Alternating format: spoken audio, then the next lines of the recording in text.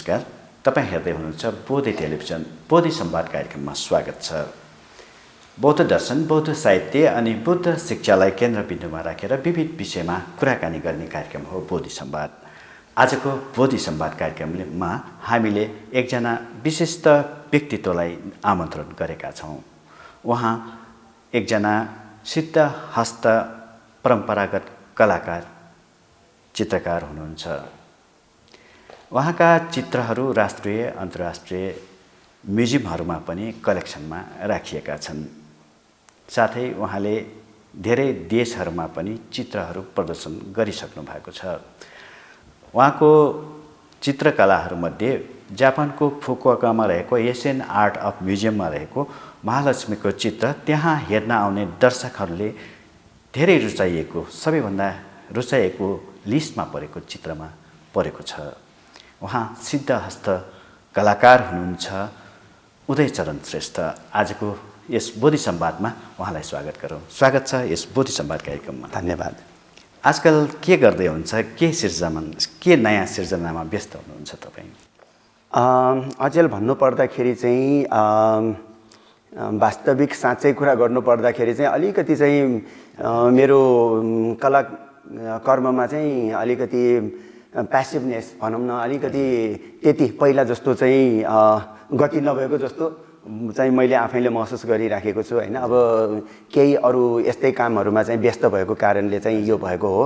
अब आशा छ चाँडै नै चाहिँ पहिला जस्तै अझ द्रुततर गतिमा चाहिँ अब कलाकर्ममा लाग्नेछु भन्ने मलाई विश्वास छ। हजुर, अब तपाईँ आफ्नै दैनिक कार्यकलापमा, आफ्नै घरेलु कामले गर्दाखेरि अहिले यो कलामा केही समय दिन नसकिरहेको जस्तो अवस्था सुने मैले।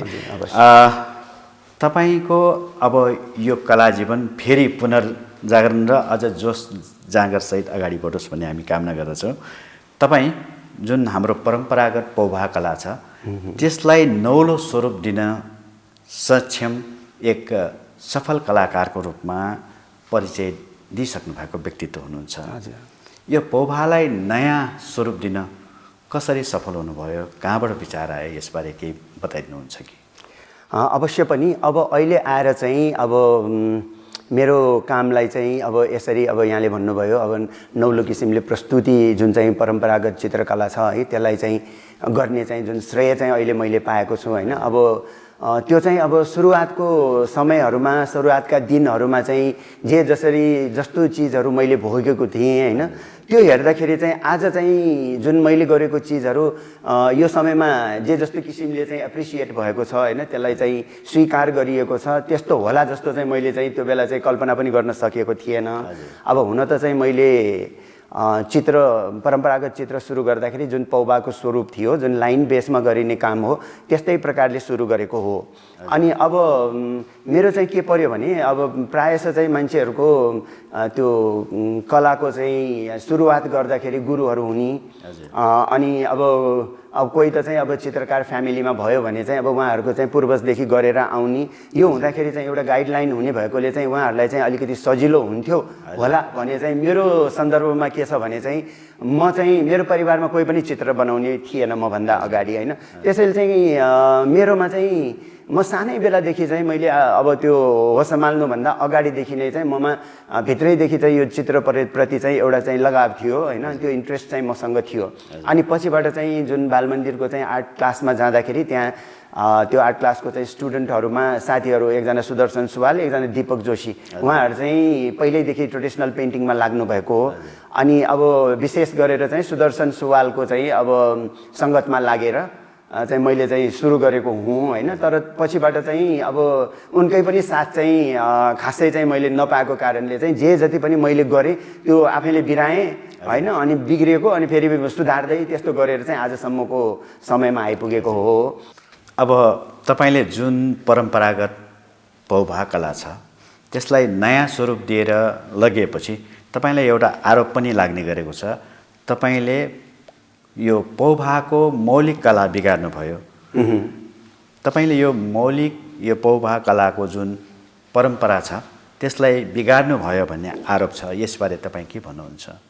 हजुर, अब हेर्दाखेरि कस्तो भने अब कुनै पनि नयाँ चिजहरू आउँदाखेरि त्यसलाई सहजै स्वीकार गरिँदैन भन्ने यसमा पनि चाहिँ हामी अलि तयार तत्पर हुनुपर्छ जस्तो लाग्छ होइन। अनि त्यसैले चाहिँ के भन्छ हाम्रो जुन चाहिँ धार्मिक मूल्य मान्यता रहेर आएको, जुन चाहिँ हेर्दा हेर्दै त्यसैमा अभ्यस्त भएको त्योभन्दा अलग खालको चिजहरू आउँदाखेरि चाहिँ त्यसलाई चाहिँ सहजै स्वीकारिँदैन भन्ने यो पनि अलिकति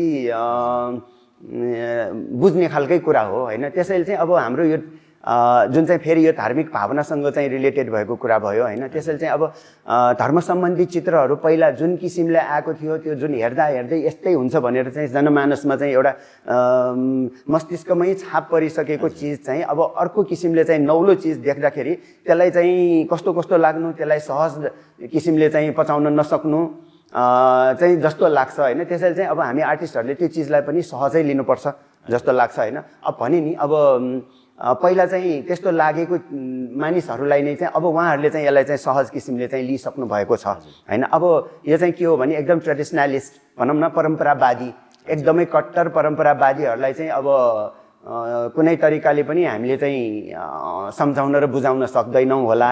अब त्यो चाहिँ सबैलाई चाहिँ हामीले खुसी नै गर्न सक्छौँ, सबैलाई चाहिँ हामीले चित्त बुझाउनै सक्छौँ भन्ने त्यो पनि हुँदैन होइन। तरै पनि हामीले के भन्न सक्छौँ भने अधिकांश र कम कुरा चाहिँ आउँछ होइन। अधिकांशले चाहिँ यो चिजलाई चाहिँ अब अहिले चाहिँ स्वीकारिसकेको छ। अनि अब हेर्नुभयो भने चाहिँ चाहे चाहिँ अब नयाँ जेनेरेसनका कलाकारहरूले चाहे त्यो ओइल मिडियममा गरोस्, चाहे चाहिँ लाइन बेसको जुनमा चाहिँ लाइनै लाइन हुन्छ। अब हाम्रो पेन्टिङ, ट्रेडिसनल पेन्टिङ भनेको त के हो भने त्यसमा त लाइनै लाइनको चाहिँ काम हुन्छ होइन। लाइन बिना चाहिँ त्यो परम्परागत कला हुन सक्दैन, पौभा कला हुन सक्दैन है। अनि त्यसैले चाहिँ अब त्यो लाइन बेसको त्यस्तो कला होस् होइन। अब तपाईँले हेर्नुभयो भने मैले जुन चिजहरूको चाहिँ सुरुवात गरेँ होइन, जस्तै साँच्चैको जस्तो गरगहनाहरू, जस्तै हाम्रो मन्दिरहरूमा चाहिँ देवी देवताहरूलाई लगाइने गरगहनाहरू जुन हाम्रो चाहिँ एकदमै टिपिकल नेपाली गरगहनाहरू हो, त्यो गरगहनाहरूलाई चाहिँ चित्रहरूमा चाहिँ प्रयोग गर्ने अनि ती गहनाहरूमा चाहिँ जुन जडिएको चाहिँ के अरे माणिक रत्न आदि चाहिँ स्टोन्सहरूलाई चाहिँ जस्ताको तस्तै त्यसै गरेर चाहिँ संयोजन गर्ने। अनि चाहिँ जुन मेरो पेन्टिङहरूमा चाहिँ एउटा कुरा के पनि हो भने चाहिँ म एकदमै त्यो मोसनलाई चाहिँ रुचाउँछु। मेरो पेन्टिङ चाहिँ एकदम जड स्थिर मात्र नभइकन चाहिँ त्यो अलि चलायमान जस्तो त्यस्तो पनि म धेरै रुचाउँछु होइन। तपाईँले चाहिँ अब यहाँ प्रदर्शित चित्रहरू नै हेर्नुभयो भने सबैमा चाहिँ मैले त्यो मलाई मनपर्ने त्यो विषयलाई चाहिँ जुन मोसनलाई चाहिँ मैले चाहिँ त्यसमा देखाउने नै कोसिस गरेको छु होइन। अब यी चिजहरू होइन, अब जस्तै त्यो मोसनमा के भन्नुहुन्छ भने चाहिँ अब जस्तै यो जुन एक्जिबिसन भइराखेको छ त्यो के अरे पञ्चतत्व थिममा होइन, त्यो मध्येको पनि के अरे अग्नि तत्व होइन। अब सबै चिजहरूमा चाहिँ त्यो अग्नि पनि छ होइन। त्यो अग्नि पनि चाहिँ हावाको दिशातिर चाहिँ बगेको जस्तो होइन। अब पानीको पनि छालहरू त्यो चलायमान भएर चाहिँ उर्लिराखेका जस्तो है। अनि त्यो देवीहरूले लगाउने चाहिँ देवी देवताहरूले लगाउने चाहिँ जुन सलहरू छ होइन, त्यसलाई पनि ट्रान्सपेरेन्ट गरेर त्यसलाई लयात्मक रूपमा चाहिँ त्यसलाई चाहिँ त्यो गर्ने होइन। यस्तो चिजहरू चाहिँ मैले गरेको हुँ है कि। अब सुरुका दिनहरूमा के हो भने चाहिँ अब कुनै कुनै कुराहरू चाहिँ कस्तो हुन्छ भने जस्तै चाहिँ अब मैले यहीँ प्रदर्शित एउटा महालक्ष्मीको चित्रमा चाहिँ जुन बक्षस्थलमा चाहिँ जुन चोलीको डिजाइन बनाएको छु होइन, त्यो चोलीको डिजाइनलाई हेरेर चाहिँ धेरै मान्छेहरूले चाहिँ त्यसको आलोचना गरेका हुन् है। अब कोही कोहीले त अति नै चाहिँ आवेगमा आएर है साह्रै चाहिँ त्यसलाई सहनै नसक्ने जस्तो गरेर चाहिँ तैँले बनाएको चिज त त्यो देवी होइन वेश्या जस्तो छ भन्ने यस्तो चाहिँ कडासम्मको चाहिँ मलाई चाहिँ नआएको होइन। अब कुटुङ्ला जस्तो पनि गरेको थियो, यस्तो यस्तो पनि स्थितिहरू मैले चाहिँ भोगेको हो होइन। तर यसमा चाहिँ म के भन्न चाहन्छु भने चाहिँ अब राम्रोसँग हेर्नुभयो भने चाहिँ हाम्रो प्राचीन कालदेखिको चित्रहरूमा चाहिँ के अरे यो यस्तो खालको चाहिँ चोलीको डिजाइनहरू छ होइन। अब मैले त एउटा रिभाइभ मात्र गरेको हुँ। मैले आफ्नो तरिकाले चाहिँ त्यसमा चाहिँ इन्ट्रेस्टिङ किसिमले त्यसलाई चाहिँ प्रयुक्त गरेर त्यसलाई रिभाइभ गरेको चाहिँ भन्न म रुचाउँछु होइन। किनभने चाहिँ त्यो मैले आफूले जथाभावी गरेर त्यसलाई चाहिँ त्यो भल्गर देखाउने, मलाई चाहिँ जुन भनिन्छ नि त्यसले भल्ग्यारिटी ल्याइस्, तैँले सेक्सुअलिटी ल्याइस्, तैँले चाहिँ चित्रलाई विकृत गरिस् भनेर जुन भन्छ त्यो मेरो आशय बिल्कुलै पनि होइन। मैले जति पनि मैले चित्रहरू बनाएको छु मैले चाहिँ आइकोनोग्राफीलाई चाहिँ अध्ययन गरेर आइकोनोग्राफीको चाहिँ अक्षरशः पालना गरेर होइन। अनि कुन देवी बनाउँदाखेरि के कस्तो हुनुपर्ने त्यो नियमलाई चाहिँ मैले पालन गरेर गरेको छु भने चाहिँ जुन चोलीको कुरा छ त्यो चाहिँ 15औं 16औं शताब्दीतिरकै चित्रहरूमा चाहिँ त्यो देख्न सकिन्छ, त्यसको हुबहु चित्र देखिन सकिन्छ। तर मेरो र त्यसमा चाहिँ के फरक पर्यो भने मेरो चित्रहरू चाहिँ एउटा डोलो आकारको एउटा डाइमेन्सन भएको चित्र भएकोले चाहिँ मान्छेहरूले हेर्न साथै त्यो चिजहरूमा आँखा जाने। अनि पुरानो चित्रहरूमा के हो भने त्यो चाहिँ अलिकति फ्ल्याट हुने, त्यसमा चाहिँ डाइमेन्सन नहुने कारणले चाहिँ मान्छेहरूले त्यो चिजलाई नोटै गरेन, होइन। अब मैले चाहिँ के भने चाहिँ मैले धेरै सानो मैले चाहिँ चित्र सुरु गर्दादेखि नै यो चिजलाई चाहिँ मैले चाहिँ नोटिस गरेको थिएँ र त्यो चिज चाहिँ मेरो चित्रमा पछिबाट आएको हो। त्यसलाई चाहिँ मैले चाहिँ त्यो पुरानो हाम्रो जुन युनिकनेस छ, त्यो चोलीको डिजाइन भनेको पनि यो नेपाली एउटा चाहिँ युनिक चिज हो त्यो, होइन। त्यो चिजलाई चाहिँ मेरो चित्रमा चाहिँ प्रयुक्त गर्नु भनेको चाहिँ त्यो चिजलाई चाहिँ रिभाइभ गर्नु हो, होइन। आफ्नो चिजलाई चाहिँ त्यसमा संरक्षण गर्नु भनेर चाहिँ मैले बुझेको छु। त्यसैले चाहिँ त्यो आलोचनाहरू भनेको चाहिँ नबुझेर गरिएको हो र अब अहिले नबुझे पनि धेरैले बुझेर अब यसलाई चाहिँ एप्रिसिएट गरेका छन्। भनेपछि तपाईँले चाहिँ आफ्नो चित्रमा आइकोनोग्राफी प्रतिमा लक्षण विधानलाई पूर्णतः पालना गर्नुभएको छ, त्यसलाई फलो गर्नुभएको? हजुर, अवश्य पनि। यसमा चाहिँ के छ भने आइकोनोग्राफीमा भनिएका चिजहरू चाहिँ मेरो के प्रयास हुन्छ भने त्यो आइकोनोग्राफीलाई डुबेर चाहिँ बुझ्ने अनि त्यसको चाहिँ एकदमै पालना गरेर त्यसमा भएको चिजहरूलाई नछुटाइकन त्यसमा युज गर्ने है। अनि अर्को एउटा कुरा चाहिँ म यहाँनिर के थप्न चाहन्छु भने अब एकजना कलाकार भइसकेपछि त्यो कलाकारलाई चाहिँ छ नि आफ्नोपना देखाउने त्यो चित्रमा, होइन। अनि मैले यो चित्रलाई अझै कसरी आकर्षक गर्न सक्छु त, त्यो ट्रेडिसनल चाहिँ एउटा चाहिँ स्ट्यान्डर्डलाई चाहिँ नबिगारिकन विदिन त्यो स्ट्यान्डर्डभित्रै रहेर अनि त्यो चिजमा चाहिँ के एड गरेर चाहिँ आफ्नो चिजलाई चाहिँ आफ्नो चित्रलाई चाहिँ अझ मिनिङफुल, त्यसले के भन्न खोजेको हो त्यो मिनिङलाई पनि यथावत राखेर अनि त्यसलाई चाहिँ कसरी चाहिँ कलाकारले चाहिँ अझ चाहिँ सुन्दर र चाहिँ कलाकारको आफ्नो अभिव्यक्ति पनि त्यसमा चाहिँ मिक्स गर्ने है, यस्तो खाले चाहिँ मेरो चाहिँ प्रयास हो। हुन त यो पौभा कला, परम्परागत जुन पौभा कला छ त्यसले धर्म दर्शनलाई बोकेको हुन्छ भन्ने हाम्रो मान्यता छ। यसलाई तपाईँ पनि स्वीकार गर्नुहुन्छ। अनि यसमा चाहिँ तपाईँले यो कलामा यो जुन अलि मोसन दिनुभयो, यसलाई चाहिँ डाइमेन्सनली प्रेजेन्ट गर्नुभयो, त्यो हुँदाखेरि जुन शिक्षा त्यो चित्रले दिने हो त्यही नै दिन्छ कि फरक दिन्छ? तपाईँको अनुभवमा के लाग्छ? अब यस्तो छ, अब जुन चाहिँ आइकोनोग्राफीलाई फलो गरेर बनाइसकेपछि त्यो मोसनले चाहिँ खासै फरक पर्दैन होला है। अब जस्तै चाहिँ त्यो मोसनलाई पनि साह्रै त्यो जुन चाहिँ हाम्रो आइकोनोग्राफीले भनेको, होइन। आइकोनोग्राफी भनेको चाहिँ के हो भने यहाँले भन्नुभयो जुन चाहिँ हाम्रो धर्म दर्शन छ, होइन, त्यो दर्शन साह्रै गहकिलो छ, साह्रै गहन छ, होइन। त्यो चाहिँ अब भनेरै पनि नबुझ्ने खालको त्यस्तो चाहिँ गहकिलो खालको हुन्छ, होइन। त्यसैले चाहिँ आइकोनोग्राफीमा भनिएको चिजहरू, होइन, आइकोनोग्राफीमा भनिएका जुन जस्तै चाहिँ अब देवदेवीका चाहिँ मुद्राहरू भए, हस्तमुद्राहरू भए, अनि आसनहरू भए, पादासन, होइन। अब कसरी बसेको, केमा बसेको आसनहरू है, केमा बसेको भन्ने पनि आसन, कसरी बसेको भन्ने पनि आसन है। अनि त्यहाँबाट चाहिँ हातमा समातेका आयुधहरू अनि देवदेवीहरूको स्वयंको चाहिँ वर्ण अनि सानोभन्दा सानो कुराहरूलाई चाहिँ त्यहाँ वर्णन गरिएको पाइन्छ, यस्तो हुनुपर्छ है भनेर। अनि त्यो वर्णन गरिएको चिजहरू सबै चाहिँ यो धर्म दर्शनसँग चाहिँ सम्बन्धित हुन्छ, होइन। अनि त्यो चिजहरूले चाहिँ दर्शनको चाहिँ कुनै न कुनै चाहिँ मिनिङलाई चाहिँ त्यसले लिइराखेको हुन्छ, त्यसलाई चाहिँ सङ्केत गरिराखेको हुन्छ, त्यो के अरे सिम्बोल, त्यो सिम्बोलिक रूपमा चाहिँ त्यो रहेको हुन्छ, होइन।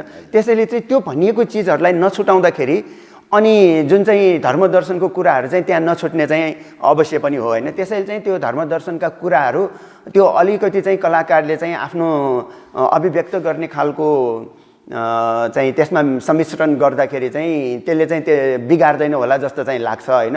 अब त्यो चाहिँ कलाकारहरू स्वयंमा पनि निर्भर गर्छ होला, होइन। अब कुनै कुनै कलाकारहरूले यी चिजहरूलाई नबुझेर अनि अर्कै किसिमले गरिदिँदाखेरि त्यो अवश्य पनि फरक पर्छ, होइन। अब तर मेरो सन्दर्भमा चाहिँ मैले जाने बुझेसम्मलाई अब सुरुका दिनहरूमा जब चाहिँ अब भनौँ न कोही पनि परिपूर्ण भएर आउँदैनन्, होइन। मैले चाहिँ धेरै गल्ती पनि गरेको छु अनि सुधार्दै पनि गरेको छु, होइन। अब विगतमा गल्ती पनि भए होलान्, तर अब अहिले मैले बुझिसकेपछि, मैले जानिसकेपछि चाहिँ यी चिजहरूलाई चाहिँ त्यो त्यो मिनिङहरूलाई त्यसको चाहिँ प्रतीकात्मक चिजहरूलाई एकदमै चाहिँ हानि नोक्सानी नहुने गरिकन चाहिँ मैले त्यसलाई चाहिँ प्रस्तुत गर्ने मेरो कोसिस रहन्छ होइन। त्यसैले चाहिँ यो धर्म दर्शनको कुराहरूलाई चाहिँ त्यहाँ यथावत नै राख्ने त्यो रहन्छ होला पनि। अब तपाईको यो जुन एउटा नयाँ परिचय आइसकेको छ, तपाईँ परम्परागत कलालाई नौलो रूपमा प्रस्तुत गर्ने कलाकारको रूपमा सबैले चिनिसकेको अवस्था छ। अब सुरुवातको कुरा गरौँ, तपाईँलाई यो परम्परागत चित्रतिर कसरी आकर्षण गर्यो अनि कहाँबाट यो चाहिँ सिक्नलाई चाहिँ तपाईँले प्रयास गर्नुभयो, यसबारे केही बताइदिनुहुन्छ कि? अब यस्तो छ है, अब पहिलादेखिको कुरामा जाँदाखेरि के छ भने अब म के सम्झन्छु भने चाहिँ मेरो चाहिँ बालापन भनौँ न, म केजीदेखि चाहिँ एउटा बोर्डिङ स्कुलमा बोर्डर भएर पढेको हुँ होइन। अनि त्यो स्कुल कहाँ थियो भने चाहिँ थापाथलीको चाहिँ अहिले चाहिँ राष्ट्र बैङ्कको ठ्याक्कै पछाडिको, अहिले चाहिँ त्यसको चाहिँ नामो निशान छैन त्यो बिल्डिङको है, त्यो दरबारको। त्यो दरबार एकदमै भव्य थियो है। अनि त्यो दरबारको के हो भने हामी सुत्ने चाहिँ जुन ग्यालरी भनौँ न, एकदम लामो लम्बा चौडा ग्यालरी थियो होइन। अनि त्यसमा बच्चाहरूको चाहिँ लहरैसँग बेडहरू राखिया थियो। त्यो हाम्रो बेड भएको चाहिँ वालहरू एकदम ठुल्ठुलो चाहिँ वालहरू हुने गर्थ्यो। त्यो वालमा चाहिँ अष्टमातृकाका चित्रहरू होइन।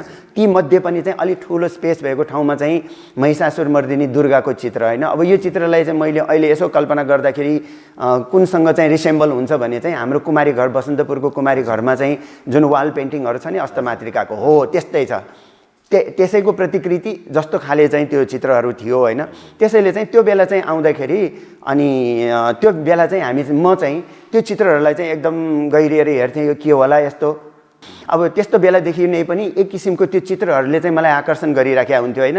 अनि हामीलाई चाहिँ भेट्न आउँदाखेरि, आमा बुवाहरू चाहिँ भेट्न आउँदाखेरि चाहिँ मैले चाहिँ आमालाई सोध्ने गर्थेँ कि अनि यो के होला भनेर भन्दाखेरि अब हाम्रो आमा बुवा पनि यो चिजहरू त थाहा भएकाहरू होइनन् नि होइन। भन्दाखेरि अब हाम्रो नेवार समाजमा भनिने चलन छ, ठो मासुखा माजुका, ठो ह्याउखा माजुका भनेर यसरी सरल किसिमले चाहिँ यसरी परिचय दिनुहुन्थ्यो होइन। एक किसिमको चाहिँ सबभन्दा पुरानो सम्झेको मैले यो है, यो भयो। अनि पछिबाट चाहिँ जुन चाहिँ मैले यो के अरे हाम्रो चाहिँ यहीँ प्रदर्शित चित्रहरूमा तपाईँले देख्न सक्नुहुन्छ जुन चाहिँ मुकुटहरू हाम्रो साँच्चैको देवी देवताहरूको मुकुटहरू जस्तो हुने गर्छ। अनि त्यसमा स्टड गरिएको चाहिँ स्टोनहरू पनि त्यसैमा हुने जस्तो।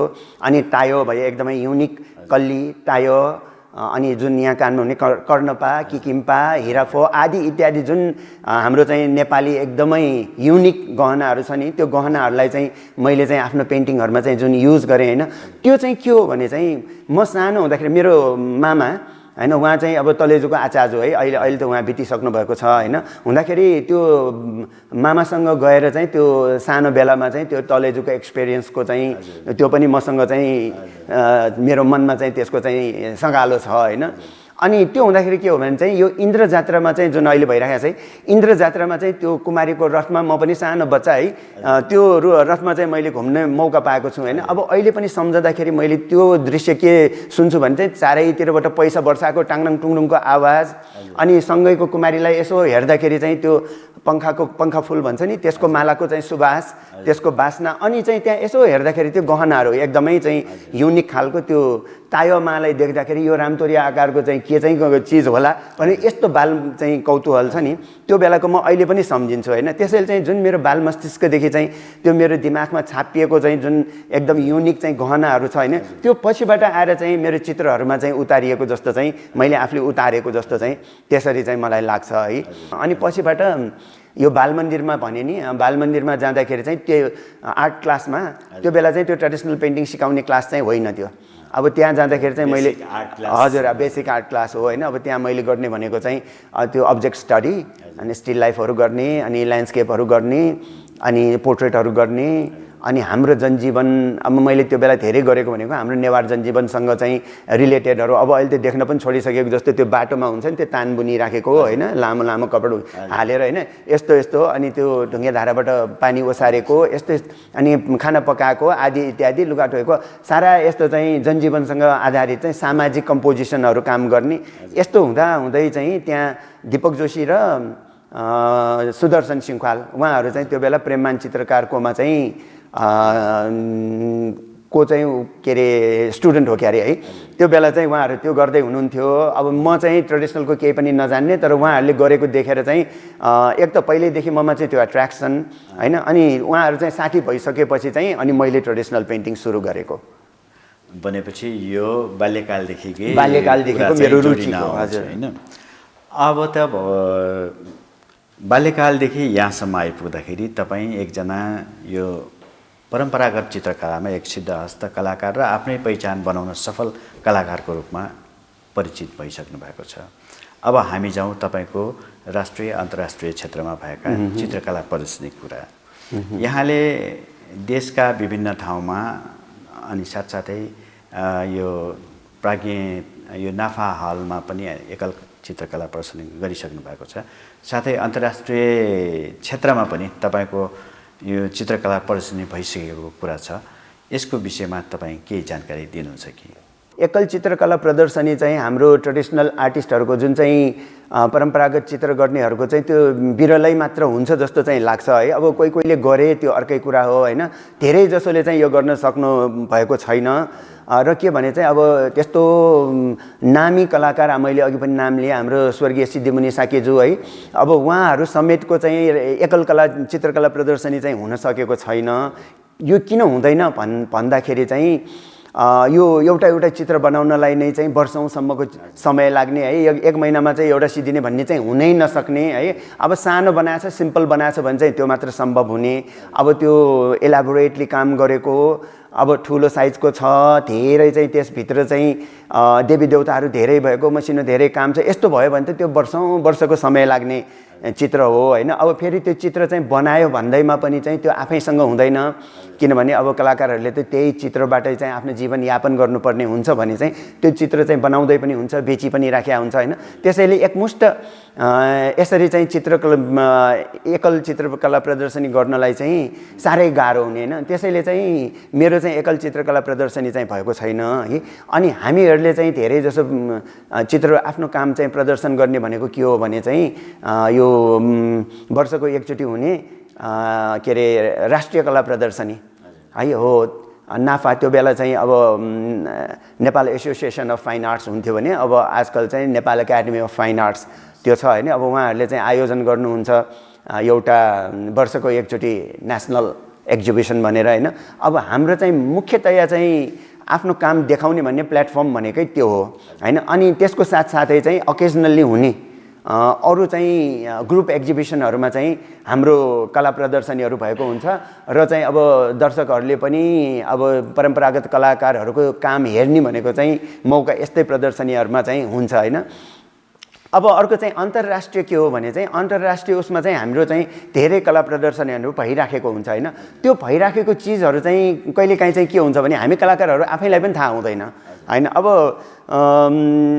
अनि पछिबाट बुझ्दाखेरि चाहिँ अब सङ्कलनको कुरा गर्ने हो भने चाहिँ मेरो पेन्टिङ चाहिँ मैले जहाँ बुझेको हिसाबले फुकुओका एसियन आर्ट म्युजियममा चाहिँ मेरो 3 थान चित्रहरू चाहिँ त्यहाँ सङ्ग्रहित छ होइन। त्यो चाहिँ उहाँहरूले चाहिँ मलाई चाहिँ सर्टिफाई गरेरै दिनुभएको छ त्यो, किनभने चाहिँ मसँग डाइरेक्ट लिङ्क गरेरै मैसँगबाट लिनुभएको कारणले चाहिँ यो चिज मैले राम्रोसँग थाहा भयो होइन। अनि अर्को चाहिँ के हो भने चाहिँ हामीले त्यो अरूहरूले लगेको चिज चाहिँ अनि त्यो कहाँबाट चाहिँ म्युजियमहरूमा पुग्दो रहेछ है। त्यस्तै चाहिँ मेरो चित्र के अरे छिन्नमस्ता वज्रयोगिनीको चित्र चाहिँ एउटा रुबिन म्युजियम अफ आर्ट न्युयोर्कमा त्यहाँ सङ्ग्रहित रहेको छ है। अब त्यो चित्र मेरोबाट डाइरेक्ट लगेको चाहिँ होइन। अब रबर्ट बियर है उहाँ चाहिँ के हो भने एकजना चाहिँ थाङ्का पेन्टर नै हुनुहुन्छ र उहाँ चाहिँ एकदमै चाहिँ यो विषयलाई चाहिँ गहन रूपमा चाहिँ बुझ्ने एकजना विद्वान हुनुहुन्छ होइन। उहाँले त यो टिबेटन मोटिभ्स भनेर चाहिँ इन्साइक्लोपिडिया नै निकाल्नु भएको छ। त्यसको चाहिँ सबै चाहिँ इलस्ट्रेसनहरू पनि उहाँ स्वयंले नै गर्नुभएको है।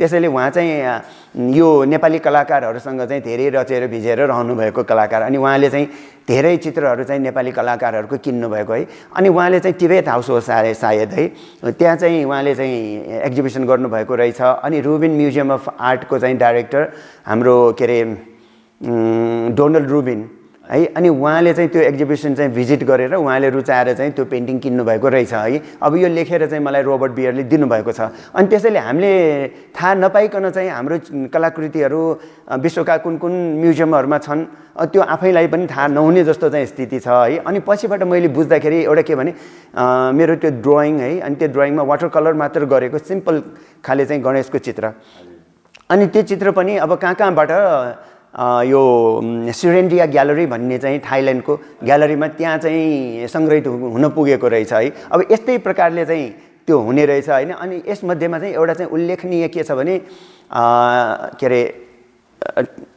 2011मा है, अनि के अरे जनवरीदेखि मार्चसम्म 3 महिनाको लामो एक्जिबिसन भएको थियो है। त्यो चाहिँ फुकुओका एसियन आर्ट म्युजियमले के अरे पौभा पेन्टिङ इन नेपाल भन्ने चाहिँ शीर्षक गरेर, अनि उहाँहरूले धेरै मेहनत गरेर यहाँ आएर रिसर्च गरेर आर्टिस्टहरूसँग भेटेर अनि त्यो एक्जिबिसनलाई चाहिँ उहाँहरूले अर्गनाइज गर्नुभएको है। त्यो एक्जिबिसन चाहिँ अति नै एकदमै चाहिँ सफल भएको थियो होइन। अब सफलता कुन मा पनि हामीले आकलन गर्न सक्छौँ भने त्यो 3 महिना लामो एक्जिबिसन, अनि त्यसको चाहिँ सबै चाहिँ कोअर्डिनेसन चाहिँ मैले नै गरेको थिएँ होइन। त्यसैले चाहिँ त्यो कोअर्डिनेसन गर्न पाएकोमा चाहिँ मैले आफूलाई चाहिँ गौरवान्वित चाहिँ मैले ठानेको छु होइन। त्यो गर्नु पाउनु भनेको पनि एकदम राम्रो कुरा हो। र मेरो चिज अब यस्तो फुकुओका एसियन आर्ट म्युजियम जस्तो प्रतिष्ठित म्युजियममा चाहिँ मेरो चित्रहरू हुनु पनि मलाई चाहिँ साह्रै गौरव लाग्छ होइन। समय समयमा चाहिँ हाम्रो एक्जिबिसन होइन, जुन चाहिँ मैले भने नि यो एकल एक्जिबिसन हुन चाहिँ अलिकति गाह्रै छ। ग्रुप एक्जिबिसनहरूमा चाहिँ भाग लिने हो, अनि ग्रुप एक्जिबिसनहरू चाहिँ संसारका विभिन्न म्युजियमहरूमा चाहिँ त्यो भइरहेको छ। अनि केही समय अगाडि चाहिँ अस्ट्रियाको वेल्ट म्युजियममा चाहिँ नेपाल आर्ट नाउ भन्ने एक्जिबिसन भएको थियो होइन। त्यो पनि सबै नेपाली कलाकारहरूको चाहिँ एक्जिबिसन भएको थियो भने चाहिँ परम्परागत कलाकारहरूको पनि एक्जिबिसन भएको थियो। त्यो परम्परागत कलाकारहरूमध्येमा चाहिँ म पनि थिएँ, अनि त्यसमा चाहिँ मेरो 2 थान चित्रहरू प्रदर्शित भएको थियो। अनि त्यस्तै चाहिँ अब एकल चित्रकला प्रदर्शनीको चाहिँ सन्दर्भमा कुरा गर्दाखेरि अब अहिले हामी जहाँ बसिराखेका छौँ यो मोना म्युजियम अफ नेपाली आर्ट, यो चाहिँ केजिएच काठमाडौँ गेस्ट हाउसभित्र रहेको छ। आफ्नो प्रकारको पहिलो प्राइभेट म्युजियम हो। र चाहिँ यहाँ चाहिँ हाम्रो उजेन नोर्बु गुरुङ यो एक्जिबिसनको क्युरेटर हुनुहुन्छ र उहाँले चाहिँ धेरै मेहनत गरेर यस्तो किसिमको सेटअप बनाउनु भएको छ उहाँको क्युरेटिङ है। अनि साह्रै मेहनत गरेर गर्नुभएकोमा चाहिँ म उहाँलाई पनि धेरै धन्यवाद दिन चाहन्छु। उहाँ चाहिँ उहाँको चाहिँ संस्था भनेको चाहिँ यो तुलिका कला हो। त्यसैले तुलिका कलाले चाहिँ यो एक्जिबिसन चाहिँ केजिएच मोनाको भेन्यूमा चाहिँ यो भइराखेको छ। यहाँ भने चाहिँ जुन यो एक्जिबिसन चलिराखेको छ यो पञ्चतत्व थिममा चाहिँ एक्जिबिसन भइराखेको हो भने चाहिँ योभन्दा अगाडि 1 महिना लामो एक्जिबिसन पञ्चतत्वभित्रको वाटर एलिमेन्ट पानी जलसँग सम्बन्धित हाम्रो लोकचित्रकारज्यूको चाहिँ सम्पन्न भइसकेको छ भने मेरो त्यसै अन्तर्गत चाहिँ अग्नि तत्व लाई लिएर मेरो चाहिँ यो एक्जिबिसन भइराखेको छ। यो चित्र चाहिँ वास्तवमा भन्ने हो भने मेरो पहिलो एकल चित्रकला प्रदर्शनी भने पनि हुन्छ।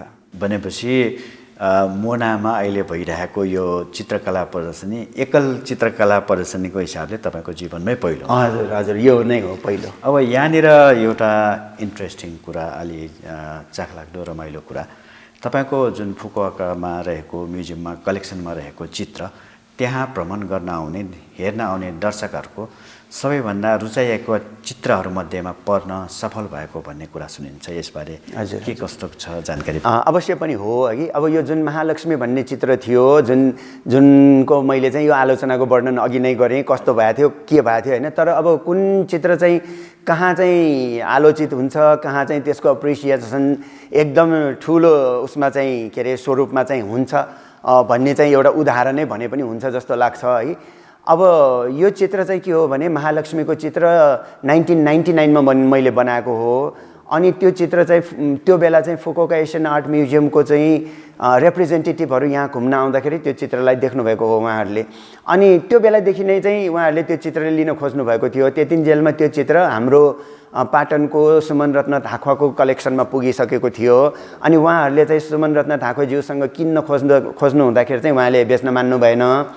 अनि त्यसैले चाहिँ अनि उहाँहरूलाई चाहिँ यो यति मन परेको रहेछ भने चाहिँ उहाँहरूले के भन्नुभयो भने चाहिँ यही साइजको यस्तै चित्र हामीलाई चाहिँ अर्को बनाइदिनु भनेर उहाँहरूले चाहिँ 2005मा कमिसन गर्नुभएको यो चित्र है। अब यहाँनिर म के उल्लेख गर्न चाहन्छु भने मैले चाहिँ एउटै चित्रलाई चाहिँ त्यसलाई चाहिँ फेरि दोहोऱ्याएर गर्ने चाहिँ गरेको छैन। अब यो यसमा चाहिँ के भन्छु भने म अब त्यही कलाकारले चाहिँ त्यही सब्जेक्टमा बनाए पनि भिन्नै किसिमको बनायो भने चाहिँ अब भिन्नै किसिमको चाहिँ आफ्नो लाइफभित्र चाहिँ त्यो कृतित्व बढ्ने जस्तो चाहिँ मलाई लाग्छ र साथै चाहिँ त्यो कलेक्सन गर्ने कलेक्टरलाई पनि मसँग फलाना एउटै मात्र छ भन्ने चाहिँ एउटा जुन गर्व चाहिँ उहाँहरूले गर्न सक्नुहुन्छ हैन, त्यो गर्न सक्नुहुन्छ जस्तो लाग्छ है। अब यो मैले चाहिँ दोहोऱ्याएको के हो भने चाहिँ दोहोऱ्याएको किन पनि भने चाहिँ एक किसिमको चाहिँ अब उहाँहरूको चाहिँ रिक्वेस्टलाई चाहिँ मैले टार्न नसकेको अनि फेरि चाहिँ अब एकदम यस्तो प्रेस्टिजियस हैन, यस्तो प्रतिष्ठित चाहिँ म्युजियममा मेरो चित्रकलाहरू चाहिँ सङ्ग्रहित हुनु भनेको चाहिँ त्यो एकदमै मेरो ठुलो प्रतिष्ठाको चाहिँ कुरा थियो भने चाहिँ अब नेपाली बजारमा जुन मूल्यमा चाहिँ त्यो चित्रहरू बिक्री हुन्छ त्यो भन्दा पनि अति नै आकर्षक थियो त्यो बेलाको चाहिँ यो पेन्टिङको लागि उहाँहरूले कमिसन गर्नुभएको चाहिँ जुन अफर गर्नुभएको प्राइस छ हैन, त्यो भयो। अनि यो चित्र चाहिँ यहाँ चाहिँ यस्तो के अरे आलोचित भए पनि चाहिँ त्यहाँ चाहिँ के भयो भने चाहिँ उहाँहरूले मलाई चाहिँ इमेलमै चाहिँ त्यो इमेल किन गर्नुभएको हो भने चाहिँ त्यो चित्र चाहिँ साह्रै नै त्यहाँ पपुलर भएको कारणले उहाँहरूले चाहिँ त्यसको म्युजियम सपको लागि चाहिँ एउटा प्लास्टिक फाइल फोल्डर बनाउनुको लागि उहाँहरूले चाहिँ कपिराइटको चाहिँ कपिराइट चाहिँ पर्मिसन माग्नुभएको होइन। अनि त्यो पर्मिसनमा चाहिँ उहाँहरूले के भन्नुभएको थियो भने तपाईँको चाहिँ महालक्ष्मी चित्र यहाँ चाहिँ बच्चाहरूदेखि एडल्टसम्म सबैले चाहिँ रुचाएको एकदमै पपुलर चित्र मध्येको चाहिँ एउटा हो।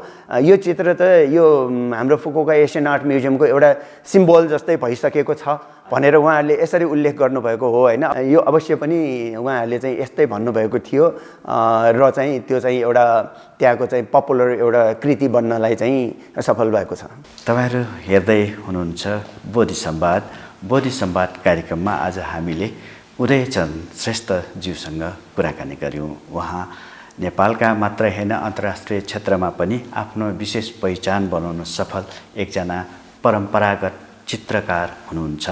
उहाँले हाम्रो नेपालको परम्परागत पौभा चित्रमा नौलो आयाम थप्ने कार्य गरी एउटा छुट्टै पहिचान बनाउन सफल पनि भइसक्नु भएको छ भने उहाँका चित्रहरू राष्ट्रिय अन्तर्राष्ट्रिय रूपमा म्युजियमहरूमा सङ्कलित अवस्थामा रहेका छन् र मोस्ट भिजिटेड चित्रहरूमा समेत पर्न सफल भइसकेका छन्। आजको लागि बोधि संवादको समय यही सकिएको छ। बोधि संवाद हेरिदिनु भएकोमा धन्यवाद। बोधि टेलिभिजन हेर्दै गर्नुहोला। नमस्कार।